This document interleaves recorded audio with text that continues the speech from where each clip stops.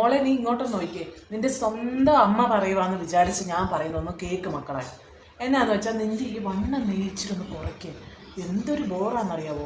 ഇനിയിപ്പം കുഞ്ഞിന് 2 വയസ്സൊക്കെ ആയില്ലയോ, ഇനി ആ വണ്ണമൊക്കെ കുറയ്ക്ക്. ഭയങ്കര വണ്ണം കേട്ടോ.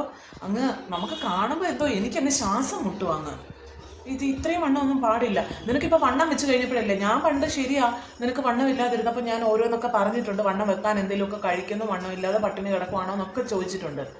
അതൊക്കെ ആലോചിച്ചപ്പോൾ എനിക്ക് ശരിക്കും പറഞ്ഞാൽ കുറ്റബോധം തോന്നുക. നിന്റെ ഒരു കോലം കണ്ടിട്ട് ശരിക്കും പറഞ്ഞാൽ എൻ്റെ ദൈവമേ അന്തം വിട്ടു പോവുക. ഇതിനേക്കാളും ഭേദം ആ വണ്ണം ഇല്ലാതിരുന്ന സമയം തന്നെ കേട്ടോ. ഇത്രയും വൃത്തികേടാവും നീ വണ്ണം വെച്ചിരുന്നെന്ന് അറിഞ്ഞിരുന്നെങ്കിൽ ഞാൻ അങ്ങനെ പറയത്തില്ലായിരുന്നു. എന്തൊരു വൃത്തികേടായത്. അതുപോലെ തന്നെ നിനക്ക് മുടി കൊഴിയുന്നതിന് എന്തെങ്കിലും ഒരു മരുന്നൊക്കെ മേടിച്ച് തേക്കരുതോ? എന്തൊരു മുടി കൊഴിച്ചിലായത്. നല്ല പച്ചവെളിച്ചെണ്ണയൊക്കെ തേച്ച് കഴിഞ്ഞ് കഴിഞ്ഞാൽ ഈ മുടി കൊഴിച്ചിലൊക്കെ നിർത്താവുന്നതേ ഉള്ളൂ. ചുമ്മാ അതിങ്ങനെ കഴിച്ച ചൊല്ലത്തൊക്കെ മാറിയിരിക്കാതെ എന്തെങ്കിലുമൊക്കെ ഒരു പണി അങ്ങ് എടുക്ക്.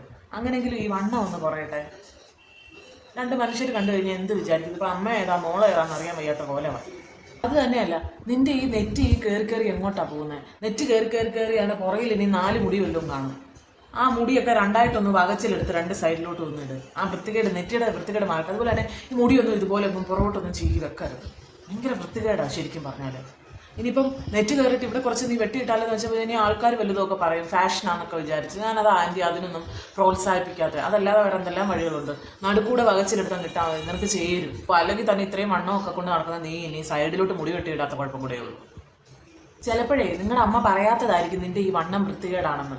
എല്ലാ അമ്മമാർക്കും അവരവരുടെ പിള്ളേർ നല്ലതായിട്ട് വണ്ണം വെച്ച് ഒക്കെ ഇരിക്കുന്നത് തന്നെ ഇഷ്ടം. അതുകൊണ്ട് പറയാത്ത. പക്ഷെ ആൻറ്റി മോളോട് ആത്മാർത്ഥമായിട്ട് പറയുക, മോളെ ഈ വണ്ണം കൊള്ളത്തില്ല നിനക്ക്, അതങ്ങ് കുറയ്ക്കുന്നതാണ് നല്ലത്.